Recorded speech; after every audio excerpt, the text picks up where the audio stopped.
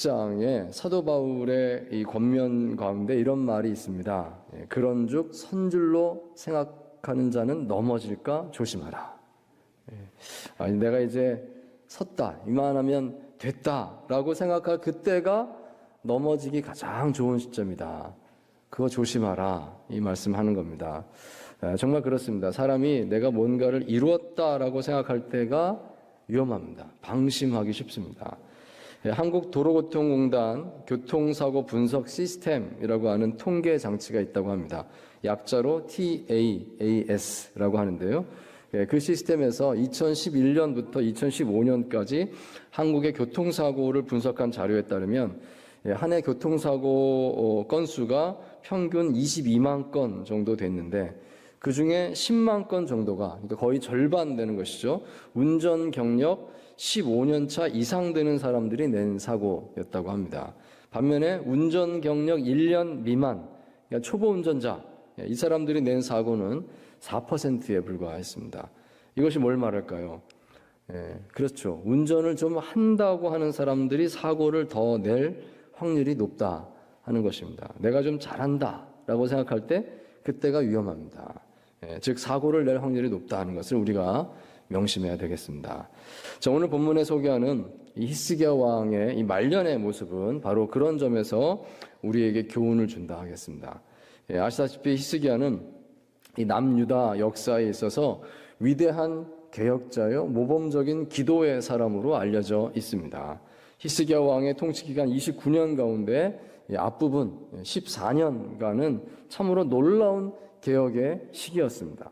그는 온 나라 안에 가득했던 바알, 아세라, 우상들을 다 척결했고 또한 이전에 왕들이 손도 대지 못하고 있었던 그 산당들이 있었는데 이 산당들을 다 없애는 일까지 해냈습니다. 그만큼 히스기야의 개혁은 아주 날카로웠고 아주 철저하게 이루어졌다 하는 것입니다. 자, 또한 히스기야는 기도의 사람이었습니다. 당시 메소포타미아 지역의 최강자였던 아수르가 북이스라엘을 멸망시키고 그리고 이제 남유다까지 침공을 했을 때 이제 예루살렘만 함락되면 나라가 망하는 절대절명의 위기 상황이었습니다. 그때 히스기야는 성전에 올라가서 아수르 사신이 보낸 편지를 성전 제단 앞에 펼쳐놓고 하나님께 필사의 기도를 드렸습니다. 하나님, 이거 보십시오. 여기 써있는 이 글을 보십시오. 하나님의 이름을 모욕하는 이 이방인들을 그냥 두고만 보시겠습니까? 그렇게 기도합니다. 간절히 엎드려서 눈물로 기도했습니다. 그러자 그날 밤에 하나님께서 역사하셔서 아수르의 군사 18만 5천 명이 죽습니다. 아침에 아수르 왕이 일어나 보니까 자기만 살아있고 자기 군사들이 다 죽은 겁니다. 얼마나 황당했겠습니까? 당황해서 이 아수르 왕은 도망가고 말았고 결국 유다 나라는 구원받게 되었다는 것입니다. 자, 그리고 오늘 본문 열왕기하 20장의 앞부분 말씀에 보시면 또 하나의 극적인 이야기가 여기 소개되고 있습니다. 히스기야가 어느 날 죽을 병에 들었었습니다. 선지자를 통해서 하나님의 선고가 있었습니다. 너는 곧 죽게 될 것이다. 너의 마지막을 준비해라. 이런 말씀을 들었습니다. 히스기야는 그때 고통 가운데 그 얼굴을 벽으로 향하고 통곡하면서 하나님께 기도했습니다. 하나님, 내가 하나님 앞에서 진실과 전심으로 행한 것을 생각하여 주시옵소서. 부르짖어 기도했습니다. 모든 병자의 기도가 다 똑같이 응답되는 것은 아닐 것입니다. 가장 적절하게 하나님께서 응답하실 줄 믿습니다. 자, 그런데 하나님께서는 히스기야에게 치유의 은혜를 주셨습니다. 이사야 선지자를 통해서 이렇게 말씀하셨습니다. 내가 너의 눈물을 보았노라. 너의 생명을 15년을 더 연장하노라. 히스기야 마음이 얼마나 기뻤을까요? 비록 15년이라고 하는 제한적인 그런 횟수를 응답받았지만 하나님께서 자신의 지난날의 수고를 인정하셨다. 나의 기도에 응답하셨다. 그 사실이 큰 기쁨이 되었을 것입니다. 그는 눈물을 흘리면서 고백했습니다. 하나님 감사합니다. 자, 여기까지가 히스기야 통치의 이 전반부 이야기였습니다. 참으로 위대한 개혁자요, 그는 신실한 기도자였습니다. 자, 그런데 오늘 우리가 더 눈여겨보고자 하는 그 의미를 찾고자 하는 이야기는 바로 그 다음 이야기입니다. 히스기야가 이제 죽을 병에 걸렸다가 병에서 나았습니다. 그 나은 후에 어떻게 됐는가? 교만해져서 영적으로 방심하게 되었습니다 하는 것입니다. 오늘 우리가 이 점을 들여다보고 좀 우리 자신에게 이 교훈을 명심해야 되겠습니다. 자, 첫째로 우리는 은혜의 현상에만 취해 있기보다 은혜를 통해서 새롭게 열어주시는 하나님의 뜻에 응답하는 사람들이 되어야 하겠습니다. 자, 오늘 본문 열왕기하 20장 12절 13절 말씀을 같이 다시 한번 한 목소리로 읽겠습니다. 12, 13절 시작. 그때에 발라단의 아들 바벨론의 왕 브로닥 발라단이 히스기야가 병들었다 함을 듣고 편지와 예물을 그에게 보낸지라. 히스기야가 사자들의 말을 듣고 자기 보물고의 금은과 향품과 보배로운 기름과 그의 군기고의 창고의 모든 것을 다 사자들에게 보였는데 왕궁과 그의 나라 안에 있는 모든 것 중에서 히스기야가 그에게 보이지 아니한 것이 없더라. 아멘. 저희 본문 보시면 히스기야의 병이 나은 후에 이 바벨론 왕의 축하 사절단이 예루살렘을 방문했다 이야기가 나옵니다. 그때 히스기야는 그들에게 보물 창고도 다 보여주고 무기 창고도 다 보여줬습니다. 보세요, 이게 다 우리나라입니다 하면서 다 보여줬다는 겁니다. 여기 13절에 적혀 있기를 보여주지 않은 것이 하나도 없었더라 이렇게 되어 있습니다. 여러분, 여기 본문 속에 이 히스기야의 마음을 좀 헤아려 보면 좋겠습니다. 히스기야는 무슨 마음이었던 것일까요? 그는요 기뻐했습니다. 얼마나 기뻤겠습니까? 죽다가 살아났으니까. 그는 하나님으로부터 사형 선고를 받았었는데, 근데 하나님께서 간절한 기도 끝에 뜻을 바꿔주셨습니다. 내가 너의 기도를 들었노라. 너의 생명을 연장하노라. 히스기야는 놀라운 은혜를 경험한 것입니다. 그래서 히스기야는 이 바벨론의 축하사절단이 왔을 때 아주 흥분해 있었습니다. 내가 이렇게 하나님의 큰 은혜를 입었습니다. 우리 하나님께서 이런 일을 행하셨습니다. 할렐루야! 그러면서 막 정말 자랑하게 바빴습니다. 우리 하나님 이런 분이십니다 하면서 막 자랑했습니다. 자, 그러면서 이 유대 안에 있는 모든 보물들, 무기들을 다 보여줬다는 것입니다. 하나님이 이렇게까지 나에게 주셨습니다 하면 다 보여준 겁니다. 자, 그런데 그 사건 직후에 이 선지자 이사야가 히스기야에게 와서 꾸짖습니다. 왕이시여, 바벨론 사신들에게 무엇을 보여주셨습니까? 아, 내가 빠짐없이 다 보여줬습니다. 그러자 이사야가 말하기를, 왕이시여, 하나님께서 말씀하십니다. 바로 그 바벨론에 의해서 유다는 약탈당하게 될 것이고 왕의 아들들이 그 나라의 환관이 되는 수치를 당하게 될 것입니다. 그러니까 지금 히스기야가 그 첫 번째 단추를 눌렀다는 것입니다. 다 보고 갔으니 그들이 언젠가는 쳐들어올 겁니다. 그렇게 될 겁니다. 이렇게 되었다는 것입니다.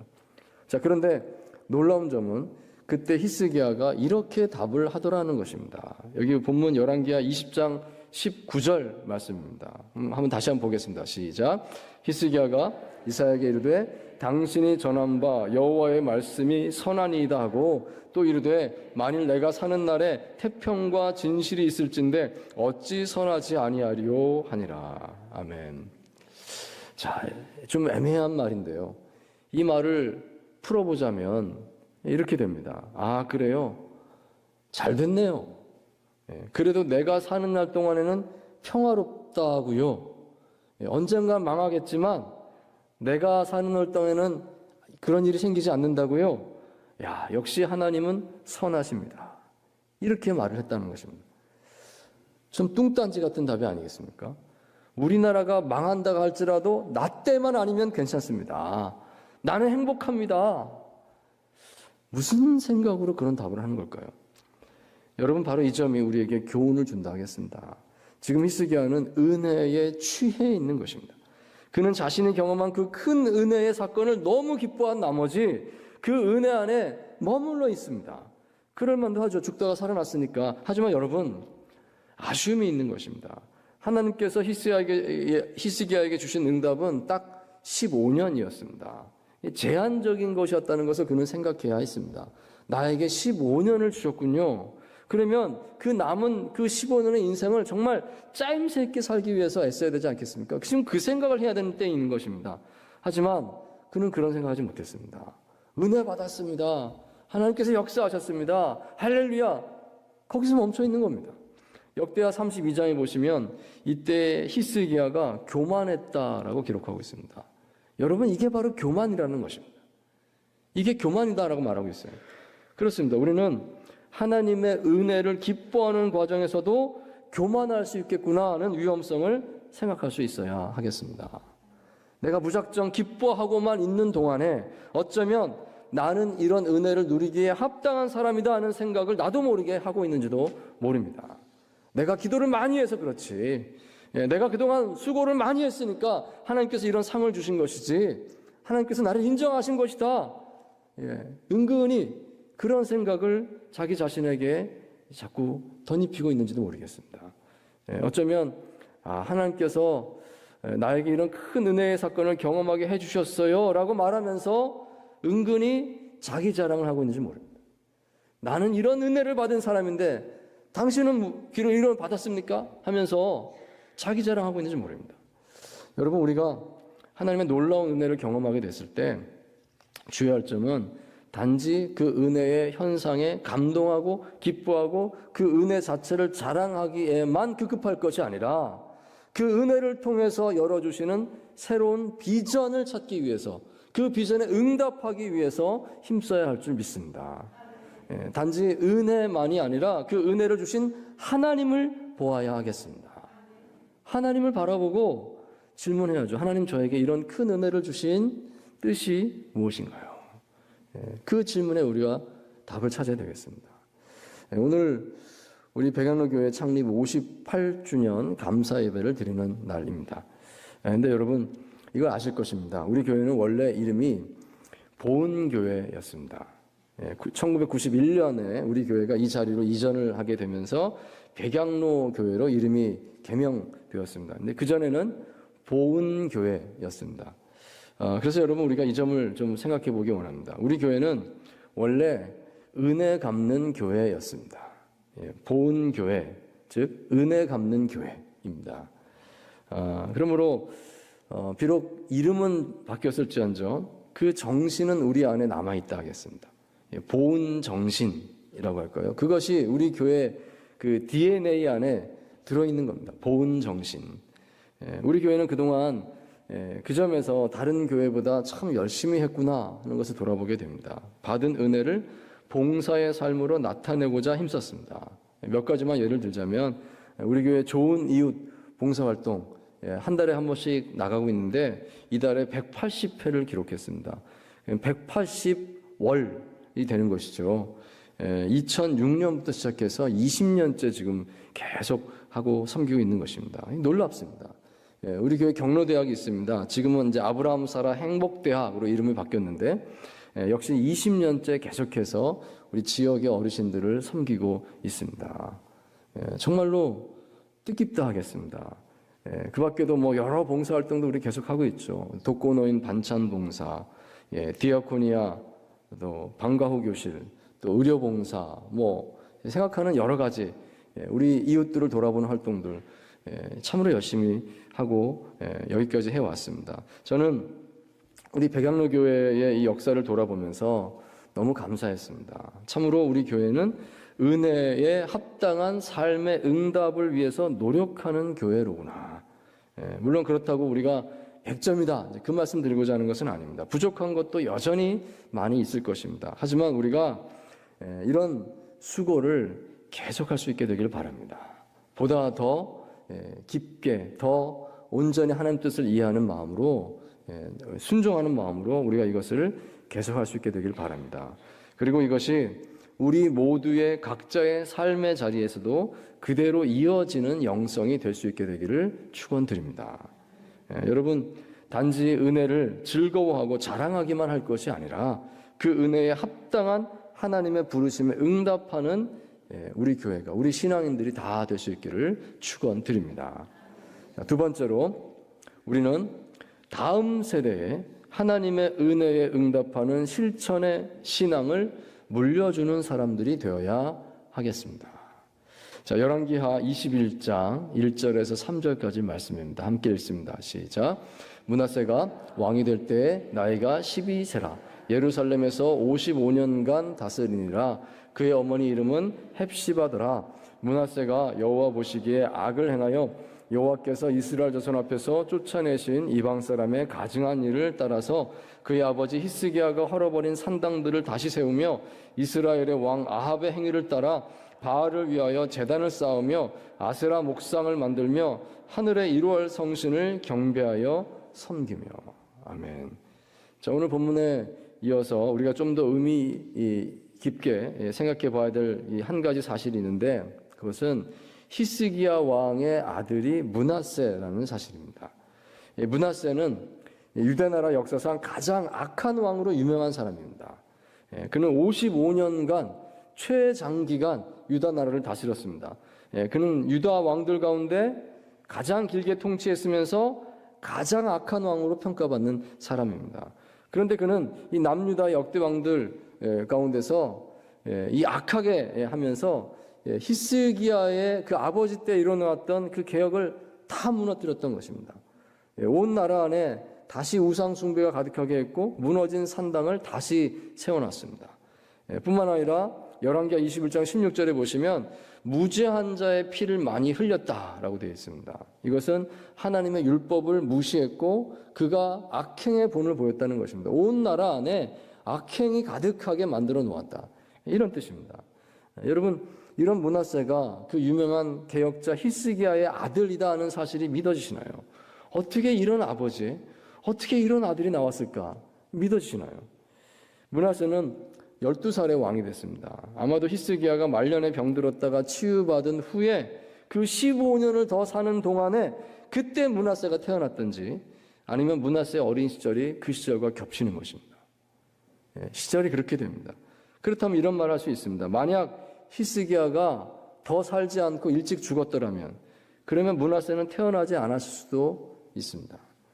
적어도 그 15년 동안에 히스기야는 므낫세에게 얼마든지 선한 영향을 끼칠 수도 있었습니다.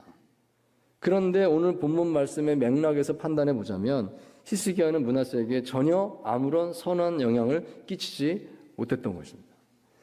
이것은 오늘 우리에게 도전을 주는 이야기도 하겠습니다. 히스기야가 놀라운 은혜를 경험한 이후에 단지 그 은혜를 자랑하고 그 은혜를 즐거워하고 그 은혜를 누리는 삶을 살려고만 할 것이 아니라 그 은혜에 응답하는 삶을 살았다고 하면, 또 그 응답하는 삶을 아들에게 보여주고 그 본을 아들에게 물려줄 수 있었다고 한다면 역사가 바뀌지 않았겠는지요. 여러분, 우리 신앙은 단지 어떤 이론으로만 전수되는 것이 아닌 것입니다. 구약 성경 보시면 다음 세대 교육에 있어서 하나님께서 강조하시는 것이 절기입니다. 유월절을 지켜라, 무교절을 지켜라. 이것은 온 가족이 다 함께 지키는 것입니다. 유월절 되면 다 이렇게 해야 되고 성전에 모여야 되고, 무교절 되면 다 누룩이 들어있지 않은 빵을 먹어야 되고, 온 가족이 다 같이 지키는 것입니다. 그럼으로써 하나님을 믿는 신앙이 자녀들에게 전달되게 그렇게 되어 있었습니다. 예수님께서도 마가복음 3장 14절에 보시면 제자들과 늘 함께 하시는 것이, 그것이 교육이었다는 것을 알 수가 있습니다. 예수님이 제자들을 어떻게 가르치셨나요? 방법은 그냥 늘 함께하는 것이었습니다. 나와 늘 함께하자. 모든 것을 함께하자. 함께 생활하고 모든 걸 보여주고 본을 보이시는 겁니다. 그게 예수님 방법이었습니다. 자, 그런 면에서 우리가 우리 다음 세대와 함께 실천의 현장에 서기를 힘쓰면 좋겠습니다. 함께하는 것입니다. 그냥 열심히 교회 다녀라 이런 잔소리만 해가지고는 부족한 것입니다. 여러분, 교회 학교는 일주일에 1시간, 2시간밖에 되지 않습니다. 일주일에 1시간, 2시간만 열심히 해라 라고 한다고 해서 충분할까요? 교회 학교 열심히 다녀라 하는 것만으로는 부족하다는 생각을 좀 하지 않을 수 없는 것입니다. 성경의 답은요, 부모 세대와 자녀 세대가 함께 은혜를 그 응답하는 그 현장에 서라는 것입니다.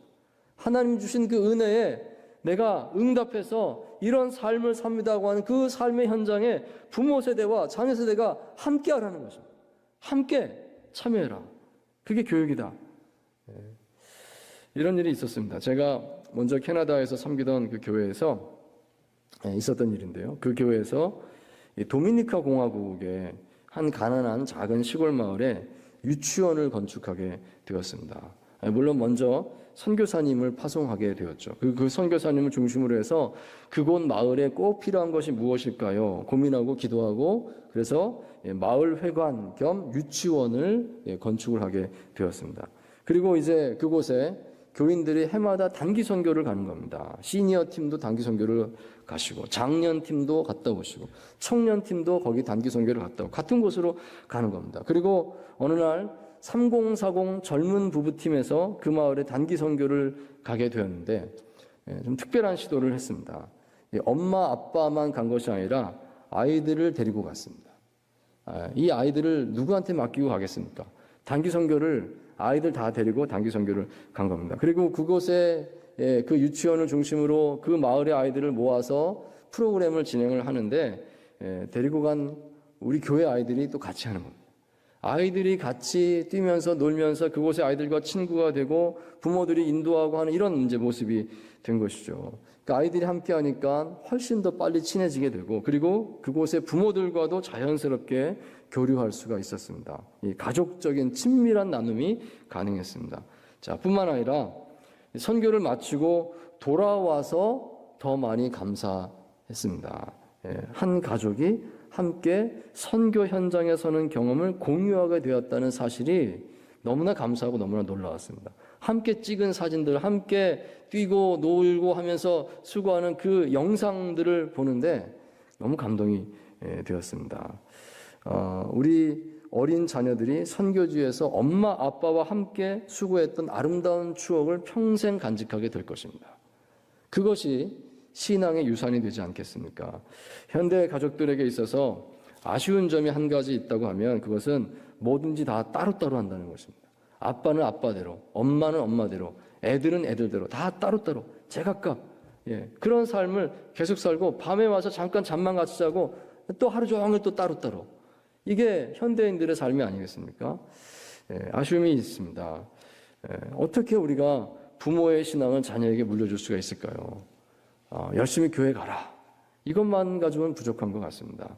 우리가 함께 온 가족이 그 은혜를 경험하고 그 은혜에 응답하는 그 현장에 서보는 것.